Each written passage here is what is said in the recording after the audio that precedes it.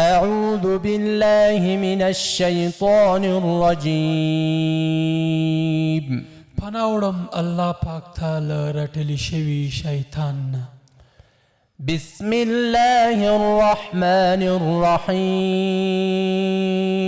شروع کوم په نامه د الله چې ډېر مهربان او پوره رحم لرونکی دی. إذا السماء انشقت.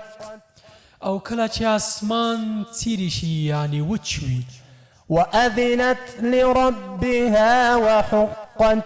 او د خپل رب امر عملي کړي او د هغه حق همدا دی چې د خپل رب امر ومني. وإذا الأرض مدت. او کله چې ځمکه وغوړوله شي. وألقت ما فيها وتخلت. او څه چې په هغې کې دننه دي هغه باندې وغورځوي او تشه شي. وأذنت لربها وحقت. او د خپل رب امر په ځای کړي او له هغې سره همدا ښایي. يا أيها الإنسان إنك كادح إلى ربك كدحا فملاقيه. ای انسانه ته په منډو ترړو او غرزو پرزو د خپل رب لوري ته ورتلونکی او له هغه سره یو ځای کیدونکی. فأما من أوتي كتابه بيمينه. او بیا چې چاته د هغه عملنامه مخامخ په ښي لاس کې ورکړل شي. فسوف يحاسب حسابا يسيرا.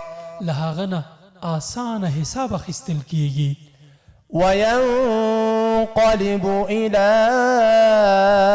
أهله مسرورا. او هغه به خپل اهل یا خپلو کسانو لوري ته خوښ په خندا ورستنیږي. وأما من أوتي كتابه وراء ظهره. او پاتې شو هغه کسان چې د شا له خوا ورته عملنامه ورکول کیږي. فسوف يدعو ثبورا. نو هغه به مرګ وغواړي. ويصلى سعيرا. او د بلو لامبو اور کې به وغورځېږي. إنه كان في أهله مسرورا. هغه په خپل کورنۍ کې بې اندېښنې خوشحاله و. إنه ظن أن لن يحور. هغه داسې انګېرلې وه چې هېڅکله به بیا ورګرځېدونکی نه وي. بلى إن ربه كان به بصيرا. ورګرځېدنه ولې نه وه؟ د هغه رب د هغه ټولې کړنې لیدلې. فلا أقسم بالشفق. نو نه داسې نه ده، زه قسم مخورم په شفق باندې. والليل وما وسق. او په شپه او څه چې هغې راغونډ کړي وي. والقمر إذا اتسق. او په سپوږمۍ قسم چې کله پوره یعنې کامله شي. لتركبن طبقا عن طبق. تاسې به ارومرو پړاو په پړاو له یوه حالت نه بل حالت ته تېرېدونکي روان یئ. فما لهم لا يؤمنون. بیا په دې خلکو څه شوي دي چې ایمان نه راوړي؟ وإذا قرئ عليهم القرآن لا يسجدون.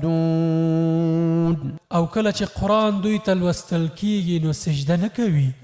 بل الذين كفروا يكذبون. بلکې دا منکرین خو یې دروغ ګڼي. والله أعلم بما يوعون. په داسې حال کې څه چې دوی په زړونو کې ساتي الله تعالی په هغې باندې پوهیږي.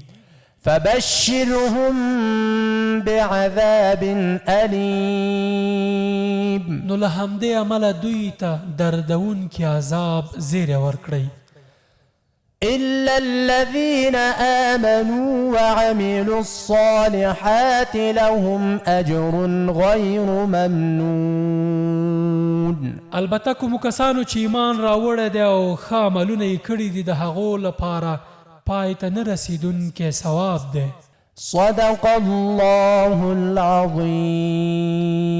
رښتیا وویل عظیم او لوی رب.